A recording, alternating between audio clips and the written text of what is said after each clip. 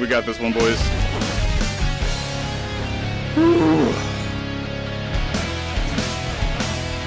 How under attack?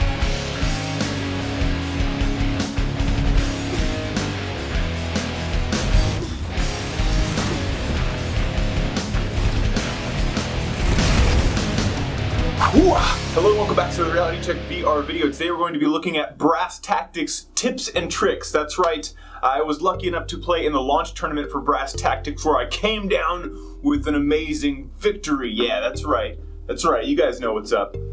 Yeah, so anyways, I thought that it would be beneficial if I made a quick video showing you guys some quick tips and tricks, things that I know about the game that might be helpful for people who are brand new to starting out, or of course maybe you've had the game for a little while and you don't have much luck on winning and you want to know some things that I know. Lucky for you guys, there is a great Brass Tactics Discord community and they have a lot of tips and tricks in there as well. So if you have any questions, you can of course ask me or them, but we're going to get right here into the video with, like 30 plus tips or more of different things that you can do to make yourself a better player. So let's get right in. This game is it's fairly simple, yet can be very complicated, but I'm going to show you what you need to know. Let's go.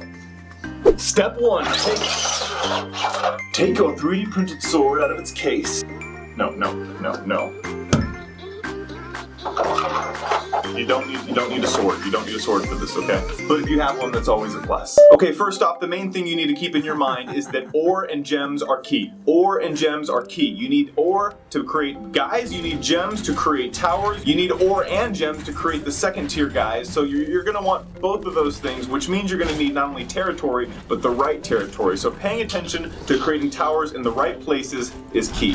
When you find a spot that has an actual gem factory, by placing one tower, you get one gem every tick, which is about 30 seconds. If you put 2 towers in a gem factory area, you get 2 gems every 30 seconds, and after 60 seconds, you get 3 gems every tick, which is pretty key. So you're gonna wanna make sure to get a gem factory working with 2 towers almost as quickly as possible. Not only that, you've got upgrades. So if you want to get your ore going faster, you've got the ore production upgrade right with 8 gems. Right after that, you've got the factory upgrade, which is 12 gems, and you can do that as well. Both of those will increase ore production. But keep in mind, if you get those things, you're not going to be getting other upgrades that might be beneficial to you. And sometimes it's going to depend on your opponent's decisions. Now, another thing that you're really gonna wanna pay attention to early in the game is your actual territories and your trespassing, because sometimes you can actually trespass into other people's territories and prevent them from building. What I like to do is I like to get my scouts up on the edge and try to prevent people from building in certain areas, or if I can even, try to hide guys in certain areas where they don't realize that they're there. This will prevent them from actually being able to build in the area. Even if they have 1 tower built in an area, if they want to build 2 towers for like a gem factory, like I said earlier, they're not able to build a second tower if your characters are within their area trespassing. Keep this in mind. A lot of early players don't quite understand why they can't build a tower, but it's because you need to make sure your area is clear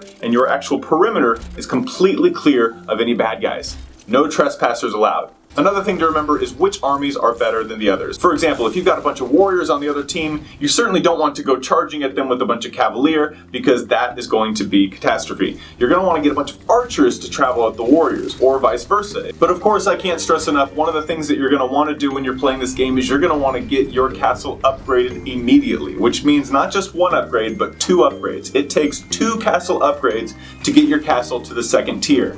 Once you do that, you can actually build things like wasps, dragons, artillery, tanks. Those second tier armies are the things that are really going to put your game ahead of the other teams. So you're going to want to get that second tier army as fast as possible. And of course, if they get their army second tier a minute before you do, the game's going to probably be over. So you almost want to be getting to that second stage at the same time as the other person. So ideally, it's going to be within your first 5 minutes of the gameplay, you should be at least at second tier level.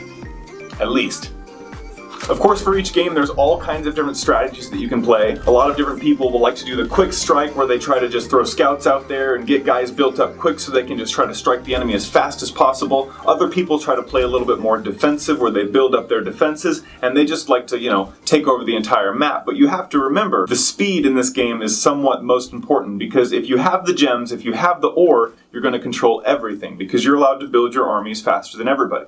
But of course, to control gems, to control ore, you're going to want to take over different areas. In different maps, different ore areas actually mean more or less depending on how big the area can be. For example, in certain maps you get a lot more gold than other ones. Also remember, not every single area has infinite gold. A lot of places will run out after a certain amount of time, so you have to use your resources wisely throughout the game. Okay, so we've covered quite a bit of different tips and tricks already. There are a lot of situations in the game where people like to overpower other people very quickly. One thing I noticed a lot of people using early in the game was archers and artillery. And of course, it's a great, very strong offense, but you can combat that with things like cavalry and upgrading them with ram cavalry, and of course tanks. They're really good at taking out artillery.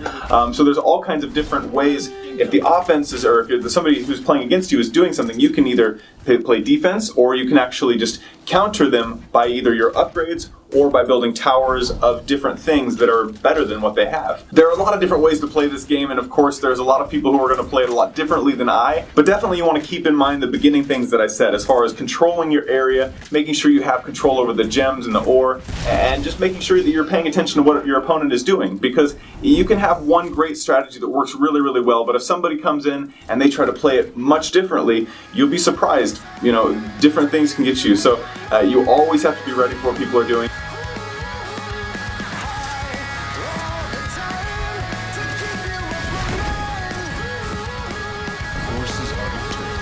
One other really cool thing about this game is that you can actually go here into your view area. You've got the ability to, of course, change all these different pieces and their colors. You can be like, for example, I can be the platinum. Yeah, no, I'm gonna be, and you could make the gold, yeah. Ooh, that's pretty scary. That's kind of, I like that. When you touch something, you can see it over there. As bad as the wasp. You can see the colors. This is even worse. Yeah, nice. Not only can you play campaign, you've got solo, but you do have the quick matches. You've got the quick match co-op, or of course you can just hit play with a friend and play versus or co-op with them. Either way.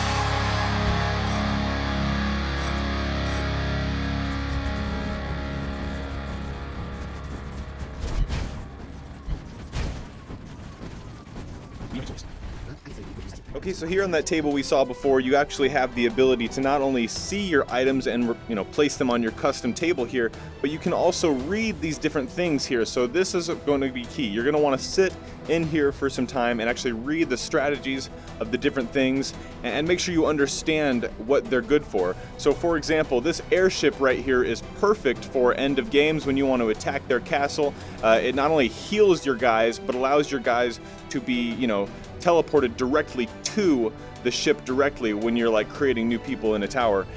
You've also got one other main thing. This is the most expensive thing in the game, the airship for 50. They've also got the Titan for 40. Here we have a prime example. Strong versus Need that ground for units, mobility. towers, weak And versus to air wield the units and massive artillery. hammers. Obviously, playing through the campaign, most of the stuff's going to be explained already.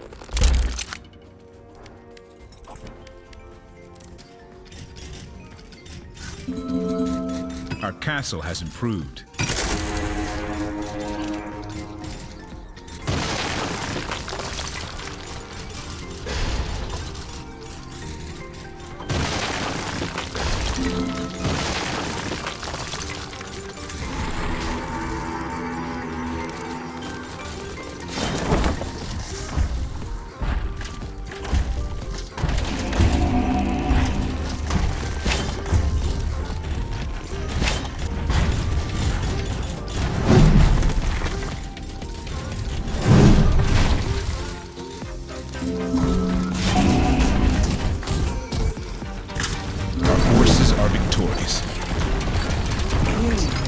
So hopefully this video has helped you guys out a little bit and makes you a little bit more of a brass tactics champion. And I can't wait to be playing with more of you guys here in the future. Until then, I'll see you in the next video. Thanks for watching. Bye.